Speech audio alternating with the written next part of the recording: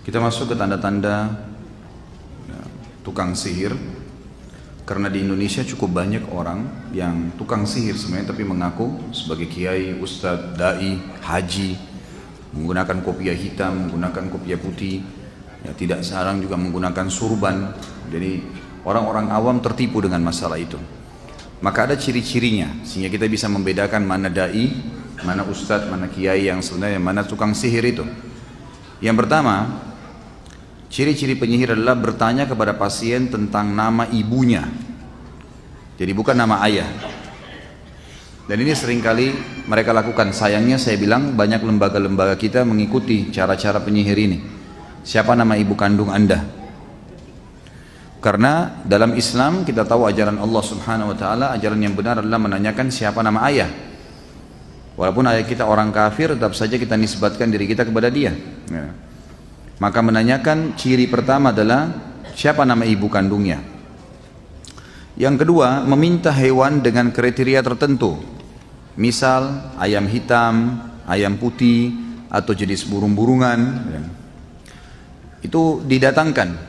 Dan ini tidak mungkin, mustahil terjadi pada seorang ustadz atau kiai yang benar. Di jalan Allah nggak mungkin. Saya mau jawab pertanyaanmu tapi bawa kepada saya ayam putih. Itu nggak mungkin terjadi. Pernah nggak ada di sini saya minta ayam putih darinya? Hah? Atau minta kambing? Tidak pernah sama sekali. Nah itu ciri-ciri mereka. Yang ketiga, meminta darah dari hewan yang disembelih. Kalaupun hewan itu sudah didatangkan, dia suruh sembelih atau dukunnya menyembelihnya. Tapi cara menyembelihnya sesuatu yang aneh, baik dengan menggunakan silet misalnya sehingga hewan itu tersiksa, atau menarik kepalanya, atau menjepit dan seterusnya. Dan itu tanpa menyebut nama Allah. Selain menyembelihannya selain cara yang Islam, cara yang diajarkan oleh Allah, juga dengan cara darahnya diambil, lalu dioleskan darah tersebut pada bagian tubuh pasien yang sakit atau yang datang mengeluh, dan memerintahkan agar sembelian tersebut tidak dimakan tapi dibuang di tempat-tempat reruntuhan atau dekat batu atau pohon, yang memang sebenarnya tujuannya untuk dijadikan sebagai sesajen bagi setan-setan yang telah membantu para dukun-dukun itu. Itu yang ketiga. Yang keempat, meminta jejak dari orang yang datang kepadanya seperti pakaian dalam, sisir, kuku, rambut, atau foto. Tujuannya dia minta jejak dari pasien yang datang adalah karena pasien yang datang kepada dukun juga dianya sendiri disihir supaya menjadi pelanggan, ya, sering datang. Kapan-kapan saja bisa dikuatkan sihirnya, dia datang. Mungkin dia rindu sama dukunnya, mungkin dia ingin bertanya sesuatu, atau setan yang sedang ditugaskan memang diberhentikan sehingga reaksi sihirnya kurang dan seterusnya. Kemudian yang kelima, menulis mantra-mantra, simbol-simbol, huruf-huruf lepas, nomor-nomor atau dalam persegi empat atau lingkaran. Baik itu dalam tulisan Arab atau tulisan yang lainnya. Yang keenam, memberikan jimat, baik itu dalam bentuk kepada pasien, diantaranya ada yang kecil dan besar, berbentuk segitiga atau segi empat, dilipat dalam kulit, potongan besi atau potongan perak. Di dalamnya berisikan permohonan bantuan bernuansa syirik, nomor-nomor atau huruf-huruf. Ada kalanya tukang sihir menyuruhnya agar menggantungkan jimat tersebut di lehernya, di lengan, dikalungkan atau di lengannya, atau meletakkannya di bawah bantal bila memang targetnya adalah pasangan hidupnya. Kemudian yang ketujuh, memberikan benang dari bulu binatang atau tali yang ada bundalannya atau simpul-simpulnya. Ini semua diberikan, dan ini mustahil terjadi pada seorang ustadz, nggak mungkin. Dai jalan Allah nggak mungkin kasih jimat, suruh pakai. Pokoknya cirinya kalau sudah kasih jimat, biar pakai kopiah, biar pakai apa, jangan dipercaya, udah dukun pasti. Yang kedelapan, memberikan pasien barang-barang untuk ditanam di dalam tanah, dan ini mustahil terjadi pada dai, nggak mungkin. Tapi dukun-dukun pasti memberikan sesuatu untuk ditanam, baik di rumahnya, di tempat kerjanya, ya kan? Atau bahkan ditanam ke dalam tubuhnya sebagai susuk kalau kita biasanya. Yang kesembilan, memberikan pasien kertas-kertas yang bertuliskan mantra-mantra dan memberikan dupa untuk dibakar pada waktu terbenam matahari, terbit matahari, atau waktu siang hari, atau dikenal dengan kailula dalam bahasa Arab. Lalu kemudian tentu dupa-dupa tersebut memang disyaratkan diberikan untuk setan-setan yang sedang bertugas pada waktu itu dari para dukun, sehingga syaitan mengetahui kalau si dukun dan pasien tadi patuh padanya. Yang ke-10, menuliskan untuk pasien huruf-huruf lepas pada bejana, pada piring atau keramik, atau pada potongan-potongan kayu dengan material tertentu yang bisa dicairkan, atau dengan za'faran, wangi-wangian. Lalu ia memerintahkan orang yang datang kepadanya agar mencairkan dan meminumnya. Jadi nanti dicairkan di depannya dukun, lalu dia mantra-mantrain, lalu kemudian disuruh ya meminumnya, dicairkan lalu diminum. Seringkali dukun juga meminta, maaf bahasanya, ya, darah haid dari wanita yang dijadikan target oleh laki-laki tersebut, lalu kemudian disuruh laki-laki tersebut meminumnya. Yang ke-11, memberikan kepada orang yang datang kepadanya, baik orang yang sakit maupun selainnya, sebotol air yang di dalamnya ditaruh sebagian kertas yang bertuliskan mantra-mantra dan permohonan bantuan kepada syaitan, lalu memerintahkannya agar mandi dengannya di tempat yang tidak terurus lagi hancur atau pekuburan yang sudah ditelantarkan.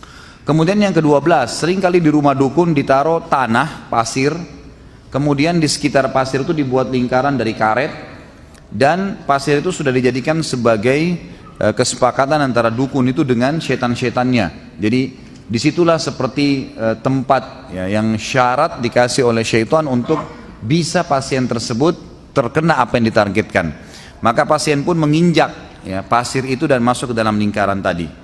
Yang ke-13, membaca cangkir, menghidangkan minuman, kopi, teh, sirup ya, kepada pasien yang sebenarnya sudah dimantrain. Atau kadang makanan sebagai syarat, baik itu ketan, gandum, apa saja ya, yang memang diberikan untuk dimakan, dikonsumsi oleh pasien tersebut yang sebelumnya sudah dimantrain.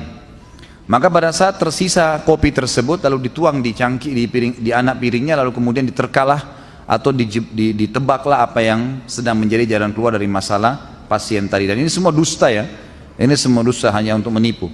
Yang ke-14, membaca telapak tangan, garis-garis wajah ya. Ini semua ciri-ciri dukun. Nggak ada ustadz yang bilang sini saya lihat wajah kamu sini ya, sini telapak tangan kamu, sini saya lihat kuping kamu. Itu semua tidak benar. Yang ke-15, dukun menaruh kerikil, rumah kerang, biji kurma atau biji gandum di atas kulit binatang buas atau di atas sepotong kain yang khusus ditenun untuk praktek itu. Yang ke-16, menuangkan timah yang sudah dicairkan di sebuah wadah. Jadi timah dicairkan di sebuah wadah, sengaja dicairkan lalu kemudian diletakkan di depan pasien tersebut lalu dimantra-mantrain. Ke-17, memberikan cincin yang diukir dengan sebagian simbol dan mantra dengan bahasa cincin sudah diisi atau diberikan sesuatu. Ini paling banyak di Indonesia nih, ya. Jadi jangan aneh-aneh, pakai cincin yang biasa saja gitu. Yang ke-18, menampakkan simbol pengobatan untuk menipu orang awam dan orang-orang bodoh, seperti obat-obat dokter, bacaan-bacaan yang disyariatkan. Coba amalkan misalnya ayat kursi 100 kali, coba minum obat ini dan obat itu, tapi ternyata di sisi lainnya semuanya dikemas dengan sihir. Karena ayat Al-Quran bila ditambah satu huruf atau dikeluarkan satu huruf atau ditambah bahasa daerah atau nama seseorang, sudah berubah fungsi dari Al-Quran menjadi alat sihir. Jadi misal orang baca ayat tertentu kemudian dipotong tengah-tengah lalu dimasukkan bahasa daerah atau nama orang, atau dikurangi satu huruf ditambah satu huruf, maka cukup untuk menjadi alat sihir.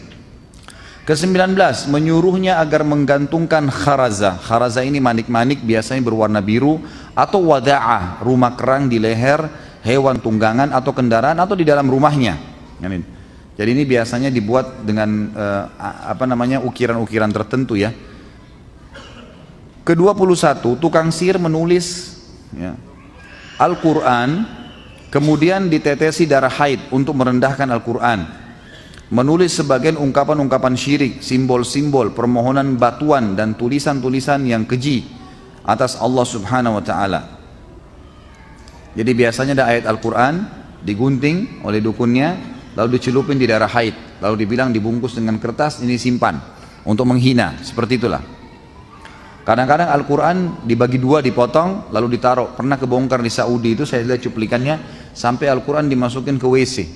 Akhirnya ditangkap oleh kelompok Hizbah ya, kelompok Hayy Amil Ma'ruf Nahi Mungkar, lalu dikeluarkan Al-Quran tersebut, lalu dicuci dengan bersih, lalu dituangin dengan minyak wangi oleh hay'a, lalu sihirnya dipenggal lehernya. 22. Tukang sihir atau dukun memberikan kepada orang yang datang kembali kepadanya benda-benda aneh seperti telur yang bertuliskan mantra atau tulisan Arab, atau gembok yang dilipat dengan kulit dan mantra. Ini semua mustahil ada pada seorang dai atau ustadz, nggak mungkin. 23. Menyuruhnya agar membawa kulit serigala atau giginya, atau mengikatkan benang-benang hitam pada mobilnya. Semua itu termasuk ketergantungan kepada selain Allah. Seperti di sini ada gambar juga mobil truk, biasanya di spionnya besar supaya selamat dikasih kain hitam, gitu kan.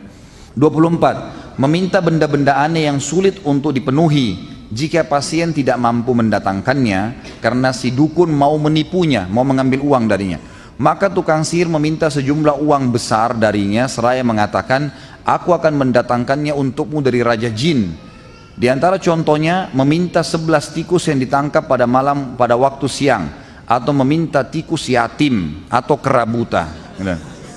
Ya ini, saya sebagai ustadz aja baru tahu ada tikus yatim ya. Susah tuh kena nyari tikus yang mati ayahnya kan. 25. Tukang sihir atau dukun mengabarkan identitas seseorang, namanya, nama ibunya, daerah asalnya, dan problem yang sedang dihadapinya yang karenanya dia datang. Jadi ternyata semua dukun itu, semua dukun, di depan rumahnya ada syaitan yang bertugas, ditugaskan sama dia. Syaitan ini setiap ada pasien datang bekerja sama dengan korinnya orang itu, pendampingnya dari syaitan. Jadi mereka komunikasi, ini orang ada masalah apa sih, korinnya tahu semua nih. Orang ini begini, orang ini begini, orang ini begini, lagi ada masalah rumah tangganya, lagi begini, lagi pusing dengan masalah kerjanya, lagi punya utang, dilaporin semua. Jin, syaitan yang bekerja sama sama dukun ini datang melapor, nih orang begini, begini, begini, begini, begini, nama orang tuanya, nama semua. Begitu masuk, kamu si fulan ya, nama ayah kamu ini ya, nama ibu kamu ini ya, dan seterusnya, gitu kan? Maka ditebak semua, kamu punya masalah ini kan, kamu punya masalah ini kan. Maka itu semua ciri-ciri dukun. Kalau ustadz mustahil tahu masalah itu, gitu kan? Kemudian 26, memberikan air kepada sebagian pasien seraya memerintahkannya agar meletakkannya di bawah cahaya bintang-bintang. Itulah yang biasa mereka sebut dengan air yang terkena cahaya bintang. Ini termasuk praktek para tukang sihir. Yang ke-27, qomat kamit dan membaca azimat dan mantra-mantra yang tidak bisa difahami maknanya. 28, ciri yang terakhir adalah menyuruh pasien agar membundali benang-benang dan tali-tali pada pohon tertentu, sehingga pasien tersebut meyakini benang itu bisa memberikan manfaat. Seperti itulah, ini ciri semuanya dukun dan penyihir.